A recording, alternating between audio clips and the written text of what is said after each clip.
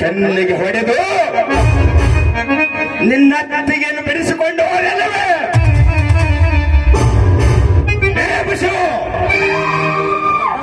ಸರ್ಪದ ಬಾಯಿಂದ ಕಪ್ಪೆಯನ್ನು ಬಿಡಿಸಿಕೊಳ್ಳಲು ಸರ್ಪವನ್ನು ಕೆಣಕಿ ಕಪ್ಪೆಯನ್ನು ಬಿಡಿಸಿಕೊಂಡು ಹೋದೆ. ಸಾವಿತ್ರಿ ನೋಡುತ್ತಿರೋ ಸಿರಿತನವಿದೆ, ಸಂಪತ್ತಿಂದ ಮೆರೆಯುವ ನಿನ್ನ ಮನೆತನಕ್ಕೆ ಇಂದೇನಾಯ್ತುವೆ ಬೆಂಕಿಯ ಜ್ವಾಲೆ. ಆ ಜ್ವಾಲೆ ಉರಿದಂತೆ ನಿಮ್ಮ ಮನೆಯ ತನದಲ್ಲಿ ಪ್ರಳಯವಾಗುವುದು.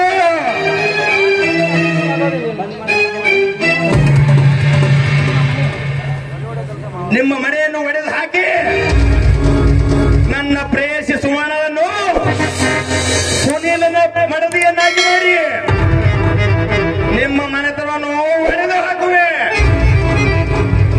ನಂದನವಾಗಿರುವ ನಿಮ್ಮ ಮನೆ ಎಂದೇ ಸರ್ವನಾಶ ಮಾಡಿ ನನ್ನ ಸೇಡನ್ನು ನಾನು ತೀರಿಸಿಕೊಳ್ಳುವೆ.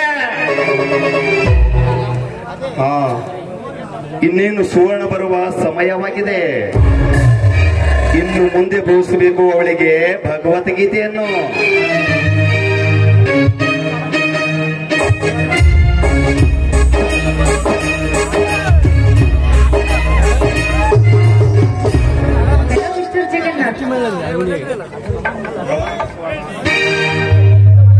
ಏನು ಸಮಾಚಾರ? ತುಂಬಾ ಗ್ರ್ಯಾಂಡ್ ಆಗಿ ಕಾಣ್ತಾ ಇದೆಯಲ್ಲ, ಇನ್ನೇನಾದರೂ ವಿಶೇಷವಿತ್ತೆ? ವಿಶೇಷವೇನು ಗೊತ್ತು ಜಗನ್ನಾಥ್? ನನ್ನ ಮನಮೆಚ್ಚಿನ ಹೃದಯದಲ್ಲಿ ಈ ನಿಮ್ಮ ಭಾವಚಿತ್ರವನ್ನು ಅರಳಿ ನಿಂತಿರುವ ನಿಮ್ದೇ ಯಾವಾಗ್ಲೂ ವಿಶೇಷ ಅಲ್ವಾ? ಅಗೋ ನೋಡು ಸುವರ್ಣ, ಪಶ್ಚಿಮ ದಿಗಂತದಲ್ಲಿ ರವಿಯು ತನ್ನ ಮೃದುವಾದ ಕಿರಣಗಳನ್ನು ಸುಂದರವಾದ ಹೂವನ ಮೇಲೆ ಚೆಲ್ಲುತ್ತಾ ನಮ್ಮ ಪ್ರೇಮಿಗಳಿಗೆ ಸಂತೋಷವಾಗಲೆಂದು ಹೇಗೆ ಎಡೆ ಮಾಡಿಕೊಡುತ್ತಿದ್ದಾನೆ. ಅಗೋ ನೋಡಲ್ಲಿ ಪ್ರಿಯಕರ, ಬಾನಿನಲ್ಲಿ ಆ ಹಕ್ಕಿಗಳು ಎಷ್ಟು ಚೆನ್ನಾಗಿ ತಮ್ಮ ಗೂಡು ಸೇರ್ತಾ ಇವೆ. ತನ್ನ ಪ್ರಿಯಕರ ಜೊತೆ ಒಂದನ್ನೊಂದು ಸೇರಿ ಅವು ಗೂಡನ್ನು ಸೇರ್ತಾ ಇವೆ ನೋಡಲ್ಲಿ. ಅದೇ ಅಲ್ಲವೇ ನಮ್ಮ ಪ್ರೇಮಿಗಳಾಡುವ ಮಾತಿನ ಸಂಕೇತ? ಹೋಗ್ರಿ, ಬಲು ರಸಿಕರು ನೀವು. ಸುವರ್ಣ, ಈ ಪ್ರೇಮದ ಸಂಕೇತವಾಗಿ ಒಂದು ಹೊರಬರಲಿ ಒಂದು ಸುಮಧವಾದ ಗಾಯನ. ಆಯ್ತು ರೀ, ನಿಮ್ಮ ಇಷ್ಟದಂತೆ ಆಯ್ತು.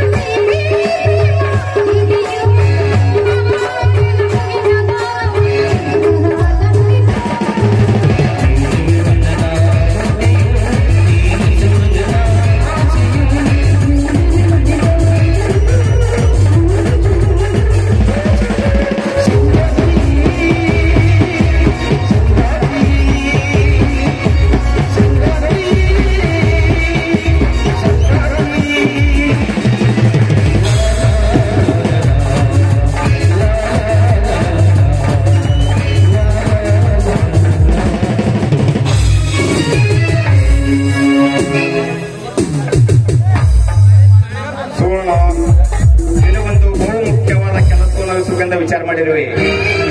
ಅದಕ್ಕೆ ನಿನ್ನ ಒಪ್ಪಿಗೆ ಇದೆಯಾ? ನೋಡಿ, ನನ್ನ ಜೀವನವೇ ನಿಮ್ಮಲ್ಲಿ ಅರ್ಪಣೆಯಾಗಿರುವಾಗ ಅದೇನು ಅಂತ ಹೇಳಿ ಆ ವಿಷಯ ನಾನು ನಡೆಸ್ಕೊಡ್ತೀನಿ. ಹೇಳಿ. ಅದರಂತೆ ವಚನ ಕೊಡುವೆಯಾ? ನನ್ನ ಮೇಲೆ ಸಂಶಯವೇ?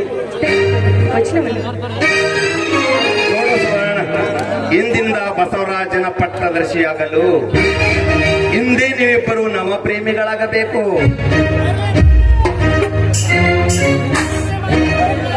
ಜಗನ್ನಾಥ, ಇದೇ ಹೇಳ್ತಾ ಇದ್ದೀರಿ. ನಿನ್ನ ಮೇಲೆ ನಾನು ಬೆಟ್ಟದಷ್ಟು ಆಸೆ ಇಟ್ಕೊಂಡಿದ್ದೀನಿ.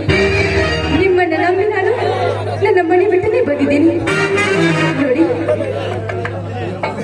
ನಿಮಗಾಗಿ ಮೀಸಲಾಗಿರುವ ನನ್ನ ದೇಹವನ್ನು ಮತ್ತೊಬ್ಬರಿಗೆ ಒಪ್ಪಿಸೋದ ಸಾಧ್ಯವಿಲ್ಲ ಜಗನ್ನಾಥ. ಇದು ಎಂದಿಗೂ ಸಾಧ್ಯವಿಲ್ಲ. ಹಾಗಲ್ಲ ಸುವರ್ಣ, ನಾನು ಹೇಳುತ್ತಿರುವುದು ಶಾಶ್ವತವಾಗಿ ಸುನೀಲನ ಸತಿ ಆಗಲೆಂದು ಹೇಳುತ್ತಿಲ್ಲ. ತಾತ್ಕಾಲಿಕವಾಗಿ ನೀನು ಸುನೀಲನ ಸತಿ. ಮದುವೆಯಾದ ಮರದಿನವೇ ಆಗಬೇಕು ಆ ಮನೆಗೆ ಸೂತ್ರಧಾರಿ. ಆಗ ನಿನ್ನ ಗಂಡ ಸುನೀಲನ ಕಣ್ಣಿಗೆ ಮಣ್ಣೆರಚಿ ಅವರೆಲ್ಲ ಅಣ್ಣ ತಮ್ಮರ ಯುದ್ಧವನ್ನು ನೋಡಿ ಚಪ್ಪಾಳಿಯನ್ನು ತಟ್ಟಿ ನಕ್ಕು ನಲಿಯಬೇಕು. ಆಗ ನಾವಿಬ್ಬರು ಒಂದಾಗಿ ರಾಮಜ್ಜನ ಆಶಾಗೊಬ್ಬರನ್ನು ಚಿತ್ರ ವಿಚಿತ್ರ ಮಾಡಿ ನೀರಿನಲ್ಲಿ ತೇಲುವಂತೆ ಹೋಗು ಮಾಡಿ ನೀ ಬಂದು ಸೇರು ನನ್ನನ್ನ. ಆಗ ನಾನೇ ರಾಜ, ನೀನೇ ರಾಣಿ. ಅಲ್ಲ ಡಿಯರ್, ಆ ಮಣಿ ಹೊಡೆಯೋದ್ರಿಂದ ನಿಮಗೇನ್ ಲಾಭ?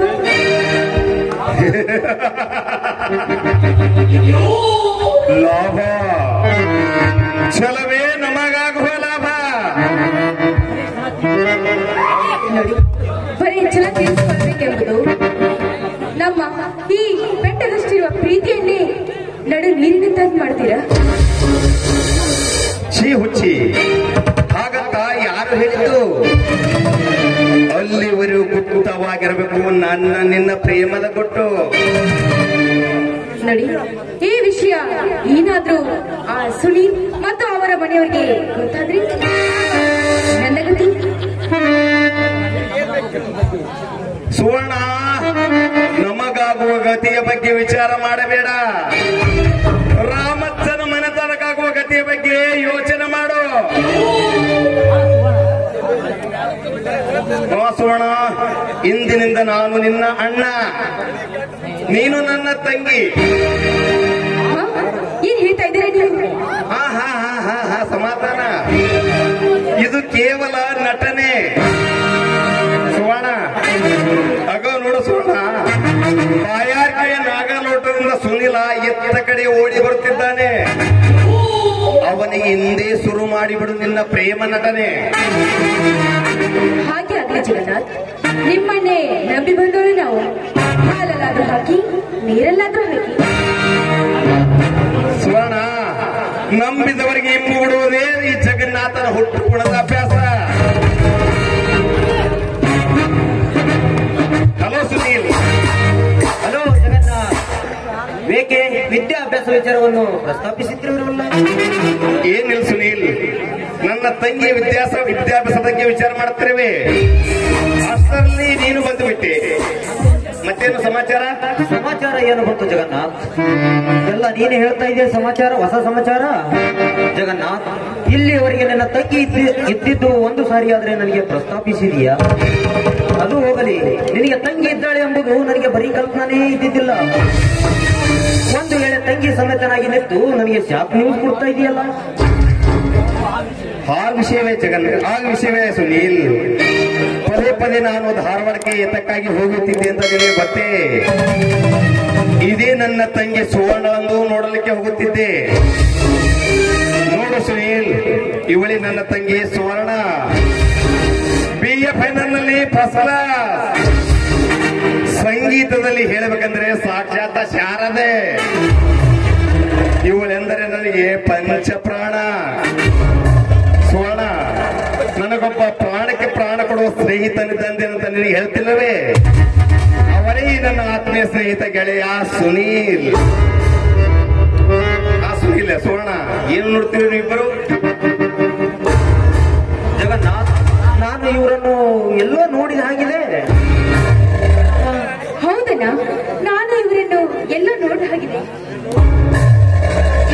ಓಹೋ, ಮೊದಲಿನಿಂದಲೂ ನೀವಿಬ್ಬರು ಪರಿಚಯಿಸ್ತಾರೆ ಅನ್ನಂಗಾಯ್ತು. ಸುವರ್ಣ, ಸುನೀಲ್, ನೀವಿಬ್ಬರು ಇಲ್ಲೇ ಮಾತಾಡುತ್ತಾ ನಿಂತಿರಿ. ನನ್ನೊಂದು ಸ್ವಲ್ಪ ಕೆಲಸವಿದೆ, ಮುಗಿಸಿಕೊಂಡು ಬರ್ತೇನೆ.